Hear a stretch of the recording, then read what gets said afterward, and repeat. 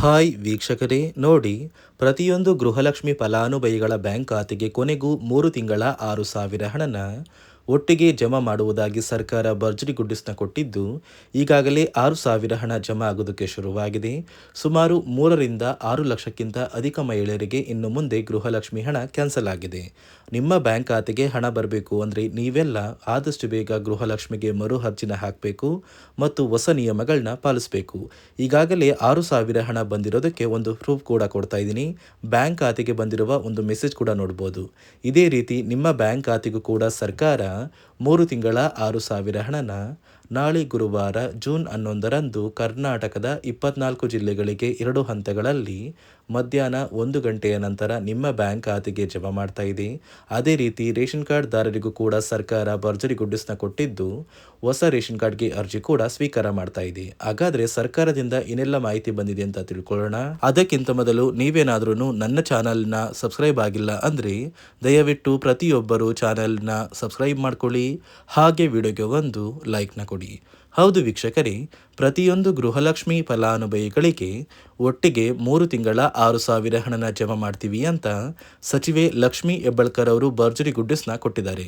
ಈಗಾಗಲೇ ಸಾಕಷ್ಟು ಫಲಾನುಭವಿಗಳಿಗೆ ಈ ಜೂನ್ ತಿಂಗಳ 32ನೇ ಕಂತು, ಮೇ ತಿಂಗಳ 31ನೇ ಕಂತು ಹಾಗೂ ಏಪ್ರಿಲ್ ತಿಂಗಳ 30ನೇ ಕಂತು, ಈ 3 ತಿಂಗಳ 6,000 ಹಣ ಜಮಾ ಆಗಿದ್ದು, ನೀವು ಈ 6,000 ಹಣನ ಪಡಿಬೇಕು ಅಂದರೆ ಆದಷ್ಟು ಬೇಗ ಗೃಹಲಕ್ಷ್ಮಿಗೆ ಮರು ಅರ್ಜಿನ ಹಾಕಬೇಕಾಗುತ್ತೆ ಮತ್ತು ಸರ್ಕಾರದಿಂದ ಇತ್ತೀಚೆಗೆ ಬಂದಿರುವ ಹೊಸ ನಿಯಮಗಳನ್ನ ನೀವೆಲ್ಲರೂ ಕಡ್ಡಾಯವಾಗಿ ಪಾಲಿಸಬೇಕು. ಹಾಗಾದರೆ ಸರ್ಕಾರದಿಂದ ಯಾವ ಫಲಾನುಭವಿಗಳಿಗೆ ಹಣ ಬರ್ತಾ ಇದೆ ಮತ್ತು ಯಾರಿಗೆಲ್ಲ ಕ್ಯಾನ್ಸಲ್ ಆಗಿದ್ದು ಏನೆಲ್ಲ ಹೊಸ ಬದಲಾವಣೆಗಳು ಬಂದಿದೆ ಅಂತ ನಾನು ನಿಮಗೆ ತಿಳಿಸ್ಕೊಡ್ತಾ ಇದ್ದೀನಿ. ಅದಕ್ಕಿಂತ ಮೊದಲು ನಾಳೆ ಗುರುವಾರ ಜೂನ್ 11ರಂದು ಕರ್ನಾಟಕದ 24 ಜಿಲ್ಲೆಗಳಿಗೆ ಮಧ್ಯಾಹ್ನ 2 ಗಂಟೆಯ ನಂತರ ಸರ್ಕಾರ 3 ತಿಂಗಳ 6,000 ಹಣನ 24 ಜಿಲ್ಲೆಗಳಿಗೆ 2 ಹಂತದಲ್ಲಿ ಜಮಾ ಮಾಡ್ತಾ ಇದ್ದು, ಮೊದಲ ಹಂತದಲ್ಲಿ ಬಾಗಲಕೋಟೆ, ಬೆಂಗಳೂರು ನಗರ, ಬೆಂಗಳೂರು ಗ್ರಾಮಾಂತರ, ಬೆಳಗಾವಿ, ಬಳ್ಳಾರಿ, ಬೀದರ್, ವಿಜಯನಗರ, ಚಾಮರಾಜನಗರ, ಚಿಕ್ಕಬಳ್ಳಾಪುರ, ಚಿಕ್ಕಮಗಳೂರು, ಚಿತ್ರದುರ್ಗ, ದಕ್ಷಿಣ ಕನ್ನಡ, ದಾವಣಗೆರೆ ಮತ್ತು ಧಾರವಾಡ. ಅದೇ ರೀತಿ ಎರಡನೆಯ ಹಂತದಲ್ಲಿ ಯಾದಗಿರಿ, ಉತ್ತರ ಕನ್ನಡ, ಉಡುಪಿ, ತುಮಕೂರು, ಶಿವಮೊಗ್ಗ, ರಾಮನಗರ, ರಾಯಚೂರು, ಮೈಸೂರು, ಮಂಡ್ಯ, ಕೊಪ್ಪಳ, ಕೋಲಾರ, ಕೊಡಗು, ಹಾವೇರಿ, ಹಾಸನ, ಕಲಬುರಗಿ ಮತ್ತು ಗದಗ, ಹೀಗೆ 2 ಹಂತಗಳಲ್ಲಿ ಪ್ರತಿ ಫಲಾನುಭವಿಗಳಿಗೆ 3 ತಿಂಗಳ 6,000 ಗೃಹಲಕ್ಷ್ಮಿ ಹಣನ ಸರ್ಕಾರ ಜಮಾ ಮಾಡ್ತಾ ಇದೆ. ಆದರೆ ಸಾಕಷ್ಟು ಫಲಾನುಭವಿಗಳಿಗೆ ಗೃಹಲಕ್ಷ್ಮಿ ಹಣ ಕ್ಯಾನ್ಸಲ್ ಆಗಿದೆ. ನಿಮ್ಮ ಬ್ಯಾಂಕ್ ಖಾತೆಗೆ ಹಣ ಬರಬೇಕು ಅಂದರೆ ನೀವು ಗೃಹಲಕ್ಷ್ಮಿಗೆ ಮರು ಅರ್ಜಿನ ಕಡ್ಡಾಯವಾಗಿ ಹಾಕಬೇಕು ಮತ್ತು ಹೊಸ ನಿಯಮಗಳನ್ನ ಪಾಲಿಸಬೇಕು. ಹಾಗಾದರೆ ಸರ್ಕಾರದಿಂದ ಏನೆಲ್ಲ ಬದಲಾವಣೆಗಳು ಬಂದಿದೆ ಅಂತ ಕೂಡ ನಾನು ನಿಮಗೆ ತಿಳಿಸ್ಕೊಡ್ತಾ ಇದ್ದೀನಿ. ನಿಮ್ಮ ಬ್ಯಾಂಕ್ ಖಾತೆಗೆ ಗೃಹಲಕ್ಷ್ಮಿ ಯೋಜನೆಯ 3 ತಿಂಗಳ 6,000 ಹಣ ಜಮಾ ಆಗಬೇಕು ಅಂದರೆ ನೀವು ಆದಷ್ಟು ಬೇಗ ಗೃಹಲಕ್ಷ್ಮಿಗೆ ಮರು ಅರ್ಜಿನ ಹಾಕೋದು ಕಡ್ಡಾಯ. ಯಾವ ಕಾರಣಕ್ಕೆ ನೀವು ಮರು ಅರ್ಜಿ ಹಾಕಬೇಕು ಅಂತ ಕೂಡ ತಿಳಿಸ್ಕೊಡ್ತಾ ಇದ್ದೀನಿ. ನೋಡಿ ವೀಕ್ಷಕರೇ, ಸುಮಾರು 2 ರಿಂದ 3 ಲಕ್ಷಕ್ಕಿಂತ ಅಧಿಕ ಮಹಿಳೆಯರಿಗೆ ಗೃಹಲಕ್ಷ್ಮಿ ಹಣನ ಸರ್ಕಾರ ಕ್ಯಾನ್ಸಲ್ ಮಾಡಿದೆ.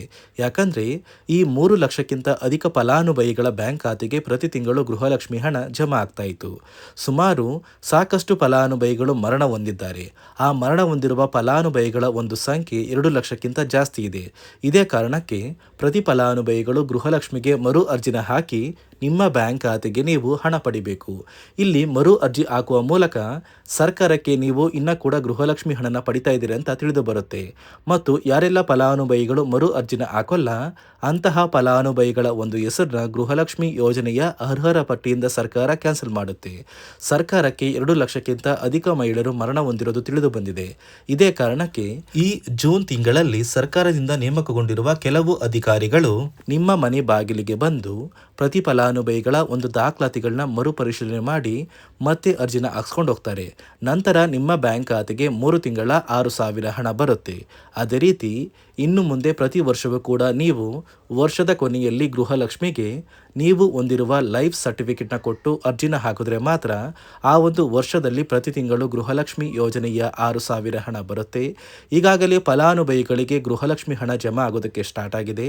ಆದಷ್ಟು ಬೇಗ ಈ ಜೂನ್ ತಿಂಗಳಲ್ಲಿ ಪ್ರತಿಯೊಬ್ಬರು ಅವರು ಗೃಹಲಕ್ಷ್ಮಿಗೆ ಮರು ಅರ್ಜಿನ ಹಾಕಿ ಈ ಒಂದು ಹಣನ ಪಡ್ಕೊಳ್ಳಿ. ಮತ್ತು ಸರ್ಕಾರ ಈ ಗೃಹಲಕ್ಷ್ಮಿ ಹಣಕ್ಕೆ ಕೆಲವು ನಿಯಮಗಳನ್ನ ಕೂಡ ಜಾರಿಗೆ ತಂದಿದೆ. ಅದೇ ರೀತಿ ರೇಷನ್ ಕಾರ್ಡ್ ಹೊಂದಿರುವ ಪ್ರತಿಯೊಂದು ಕಾರ್ಡ್ದಾರರಿಗೂ ಕೂಡ ಸರ್ಕಾರ 3 ಮುಖ್ಯವಾದ ಭರ್ಜರಿ ಗುಡ್ ನ್ಯೂಸ್ನ ಕೊಟ್ಟಿದ್ದು, ಮೊದಲ ಒಂದು ಗುಡ್ ನ್ಯೂಸ್ ಬಂದು ಸರ್ಕಾರ ಹೊಸ ರೇಷನ್ ಕಾರ್ಡ್ಗೆ ಅರ್ಜಿನ ಸ್ವೀಕಾರ ಮಾಡ್ತಾ ಇದೆ. ನೀವು ಕೂಡ ಹೊಸ ರೇಷನ್ ಕಾರ್ಡ್ನ ಪಡಿಬೇಕು ಅಂದರೆ ಆದಷ್ಟು ಬೇಗ ಅರ್ಜಿನ ಹಾಕಿ. ಅದೇ ರೀತಿ ಎರಡನೆಯ ಒಂದು ಗುಡ್ ನ್ಯೂಸ್ ಬಂದು ನೋಡಿ ವೀಕ್ಷಕರೇ, ನಿಮ್ಮ ಒಂದು ರೇಷನ್ ಕಾರ್ಡ್ಗೆ ಸರ್ಕಾರದಿಂದ ಈ ಜೂನ್ ತಿಂಗಳಲ್ಲಿ 3 ತಿಂಗಳಿಗೆ ಬರುವಂತಹ 15 ರೀತಿಯ ಆಹಾರ ಪದಾರ್ಥಗಳನ್ನ ಸರ್ಕಾರ ಉಚಿತವಾಗಿ ಕೊಡ್ತಾ ಇದೆ.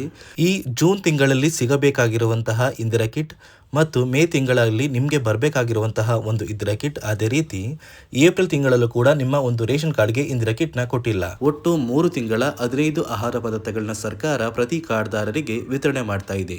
ಮೂರನೆಯ ಒಂದು ಗುಡ್ ನ್ಯೂಸ್ ಬಂದು, ಇನ್ನು ಮುಂದೆ ನೀವು ಉಚಿತ ಅಕ್ಕಿ ಪಡಿಬೇಕು ಅಂದರೆ ಆ ಒಂದು ಬಯೋಮೆಟ್ರಿಕ್ ಮಷಿನ್ ಮೇಲೆ ಬೆರಳಿಡುವಂತಹ ಅವಶ್ಯಕತೆ ಇಲ್ಲ. ಯಾಕಂದರೆ ಇದೀಗ ಸರ್ಕಾರ ನಿಮ್ಮ ಒಂದು ಬೆರಳು ಆ ಒಂದು ಮಷಿನಲ್ಲಿ ಎಂಟ್ರಿ ಆಗಿಲ್ಲ ಅಂದರೂ ಕೂಡ ಆ ಒಂದು ಅಧಿಕಾರಿಗಳು ಪುಸ್ತಕದಲ್ಲಿ ನಿಮ್ಮ ಒಂದು ಹೆಸರನ್ನ ಬರ್ಕೊಂಡು ನಿಮ್ಮ ಕಾರ್ಡಿಗೆ ಅಕ್ಕಿನ ಕೊಡಬೇಕು ಅಂತ ಸರ್ಕಾರ ಆದೇಶ ಕೊಟ್ಟಿದ್ದು, ಈ 3 ಗುಡ್ ನ್ಯೂಸ್ನ ಪ್ರತಿಯೊಂದು ಫಲಾನುಭವಿಗಳಿಗೆ ಸರ್ಕಾರ ಕೊಡ್ತಾ ಇದೆ.